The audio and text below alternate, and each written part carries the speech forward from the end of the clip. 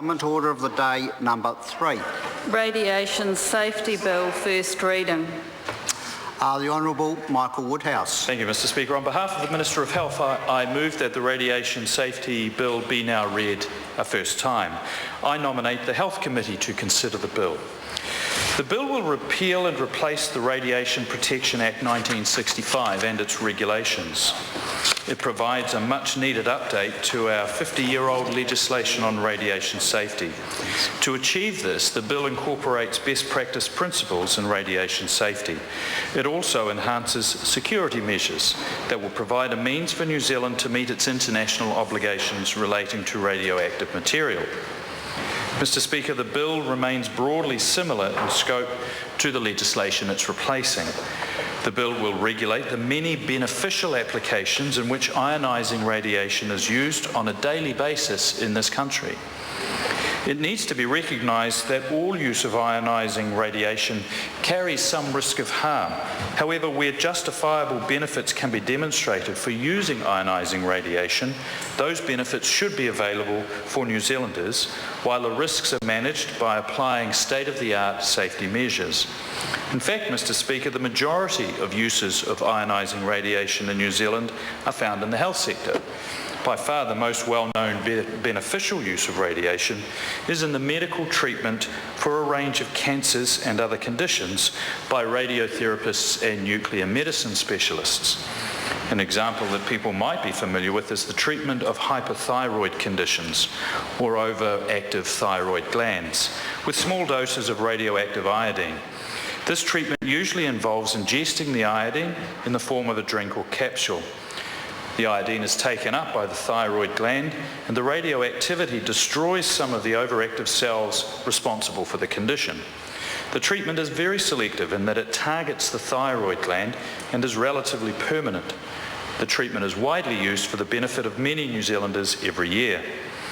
Ionising radiation technology is also behind medical imaging technology that will be familiar to most people, including CAT scans and X-rays. There are also a range of medical diagnostic techniques that use radiation technology to provide valuable information for clinicians about the treatment options they can offer their patients. Veterinary medicine also makes use of similar treatments and technologies. Research institutes and universities are using ionising radiation for teaching and research purposes. There are also a number of industrial applications where ionising radiation delivers justifiable and significant benefits, such as the non-destructive testing of the structural integrity of such items as aircraft and gas pipelines. As these examples indicate, ionising radiation can be produced by radioactive material, such as the iodine used to treat hyperthyroid conditions I described, but can also be produced by irradiating apparatus such as X-ray machines.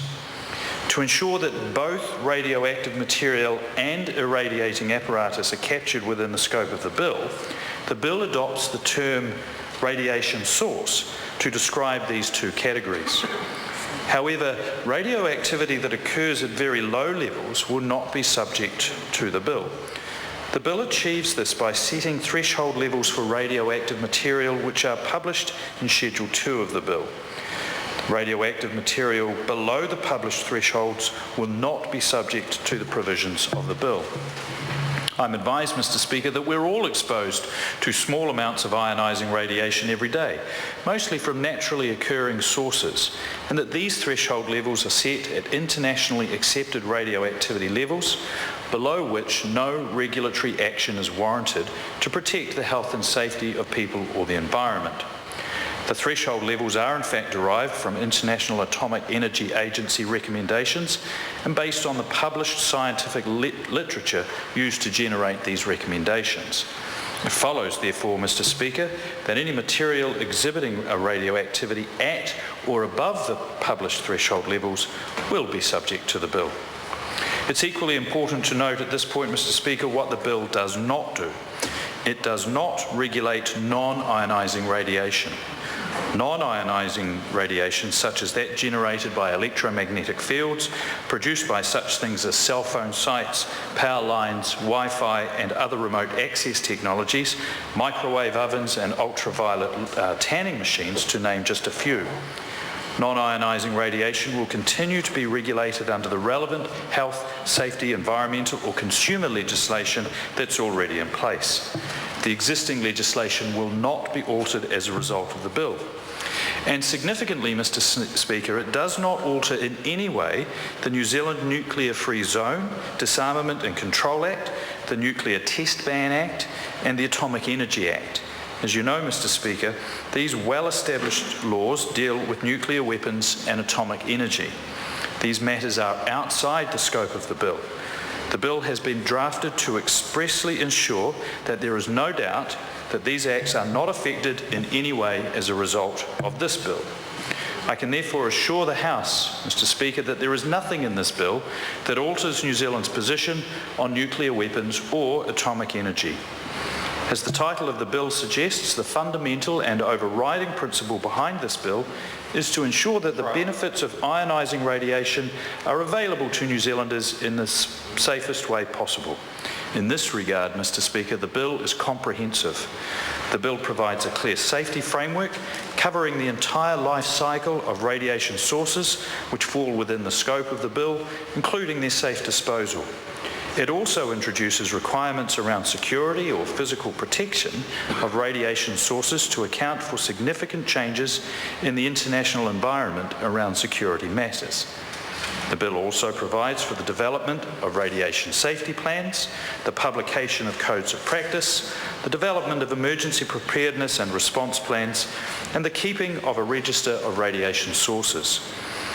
As one would expect in an area where only the highest standards are acceptable, the bill makes provisions for the appointment of enforcement officers with powers of inspection and the ability to issue compliance orders if required. In case they are needed, offence provisions with significant penalties are also included in the bill. This bill has been a long time in the making, Mr. Speaker. Public consultation began in 2002, and it wasn't until 2009 that the government agreed final policy decisions. Officials developing the bill have been in contact with radiation users groups since 2009. Also included in the development of the bill have been emergency response agencies such as Civil Defence and emergency responders such as the New Zealand Fire Service, New Zealand Police and the New Zealand Defence Force. The Ministry of Foreign Affairs and Trade has also been closely involved, as enactment of the bill will provide a means for New Zealand to ratify the International Convention for the Suppression of Acts of Nuclear Terrorism and the amendment to the Convention on the Physical Protection of Nuclear Material, among other protocols. Mr. Speaker, I consider the bill provides a comprehensive set of best practice measures to ensure that the beneficial use of radiation can be available for the benefit of New Zealanders. At the same time, Mr. Speaker, the bill ensures that the risks associated with radiation use can be managed to the exacting standards New Zealanders would expect to ensure the health and safety of people and the protection of the environment. It gives me great pleasure that this important piece of legislation can now be considered, and I commend it to the House. The question is that the motion be agreed to. The Honourable Annette King. Thank you, Mr. Speaker, and Labor will be supporting this bill. In fact,